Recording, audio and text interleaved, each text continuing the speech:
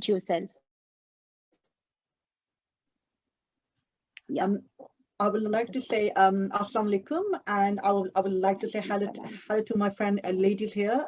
First thing I would like to say is like Happy International Women Day, because today is a very special day for us women to actually think about ourselves, that how capable we are and how inspiring we are for ourselves and the women around us and the world. I would like to go into the topic. One second. So today I'm actually honored to be invited by Shagufta Ashraf, and it's many thanks to you. I would like to say it's so sad, even after 73 years, Kashmiri women are struggling under conflict and crying for justice. In conflicts, females of all ages suffer and become the victims of rape as a weapon. Women suffer mental, physical, sexual abuse, which not only affects their mental health, but it affects the whole family. Being a mother, it affects their children, affects their husband and the family member they're actually living with, because women are nurtures and maintain family unit more effectively than men do. In simple, the world is more beautiful and colorful because of women, and Kashmiri women are very special women because they have been suffering from a long time, like the women of Palestine. These two women are very special because they've gone through enough. They have been gone through so many trials that not we can imagine or maybe we can go through.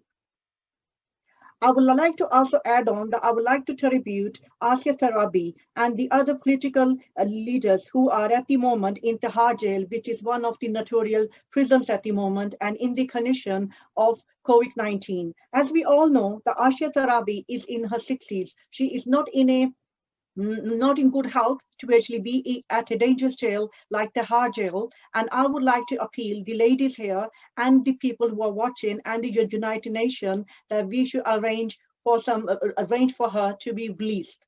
First of all, I would like to remind everybody that the Kashmiris are not entitled to, they don't come under the Constitution of India because it's a disputed area. So many of us make a mistake by thinking that the laws which are applied there, they need to be abide. No, those laws are not for us. And they have many laws which are actually inhuman. They are illegal. There are a couple of laws I'm going to be going into, but before I go into the laws, I would like to say United Nations has 5 elements of terrorism according to 2006. First is there should be audience. Number 2, plan of fear and harming tools. Number 3, there should be innocent people. And number 5, there should be political gain. And number 3, and number 5, there has to be like elements that this has been well planned and it has been going on from a long time. Till these elements are not there, you can't trial anybody for anti-terrorism law. So the Kashmiri women at the moment, if you look at them, they are harmless, they are innocent, they don't come under this law, which is the international, like the United Nations has actually put forward. The other laws which I do think are in Kashmir at the moment, which are the reasons why women are suffering, and it's been 31 years, and I'm very shocked to actually say this to you ladies, and I know that from before me, Margaret Owen has actually touched upon it with some other ladies, that the biggest law they have over there, which is why women have been raped, is Armed Forces Special Forces Act 1990. Now, this law is actually one of the bad laws, black laws, or you can say illegal laws, and I'm shocked the United Nations hasn't done anything about it. The Human Rights Organization, the Women Organization, and the world has not touched upon it. Under this law, the Indian Army get impunity under Section 7. With this impunity, they have the right to search you in your house, on the road, they can arrest you. Now, to arrest you and detain you, they have a law which is called Public Safety Act, which is 1992.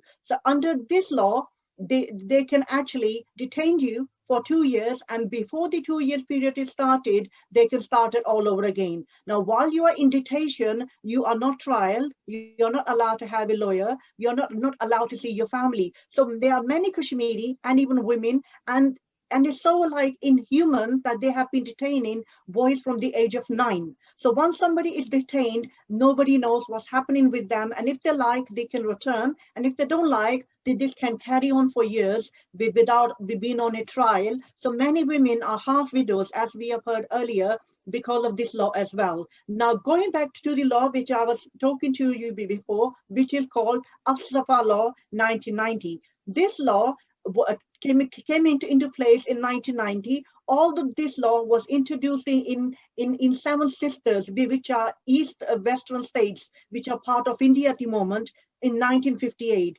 And the reason was that these states has nothing to do with India, but India wanted to take over them illegally the way it has taken over Kashmir. So it applied the law over there in 1958, and in 1972 was the time that after all those years, they made sure that these 7 sisters were part of India.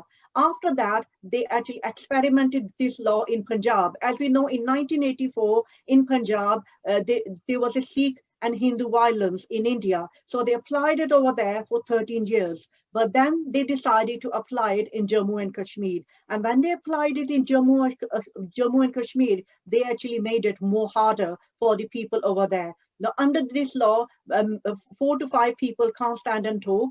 Anybody says something about their constitution, anybody says something about their flag or about the etham, even on suspicion, that person can be tortured, arrested, killed, or raped. And many women, as we all remember, in 1991, 23rd of February, many women were raped in the twin villages of Cornel Pushpura.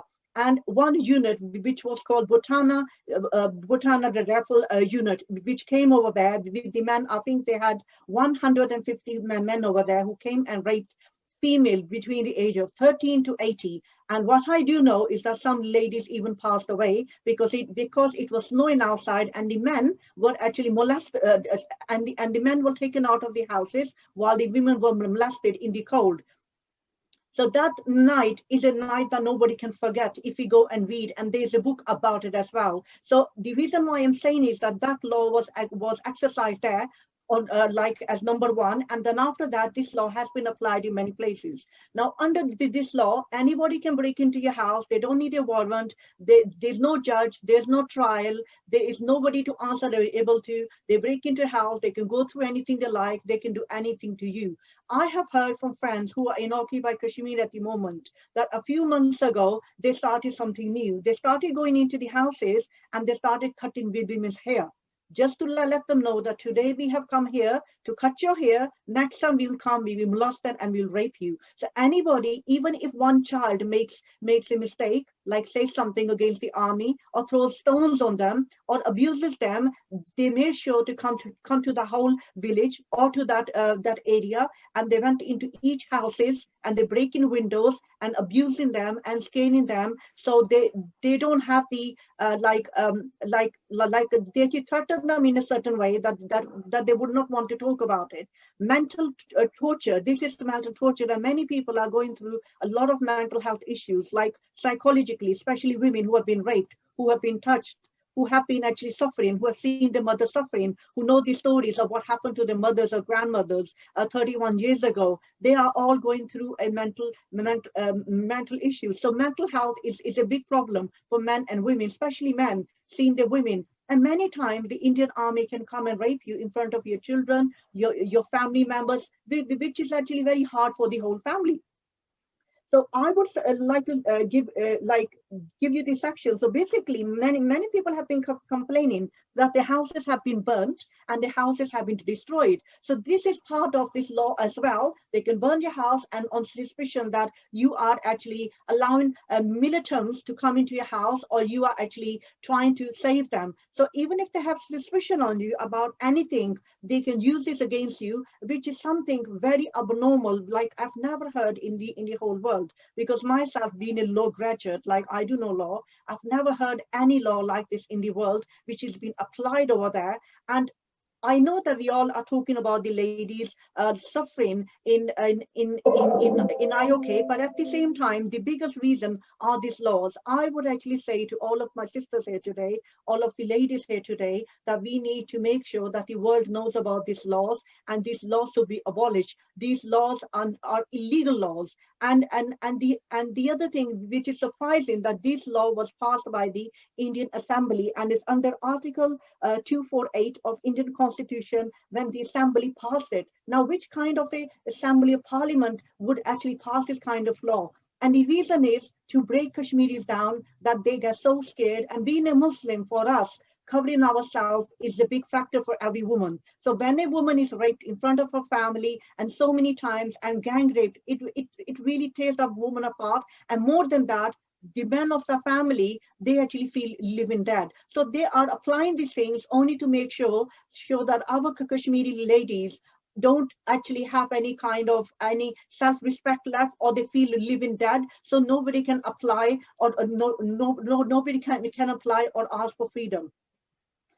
I would say that as Safa law failed the international con, conversion and treaties India has signed, especially violates human rights.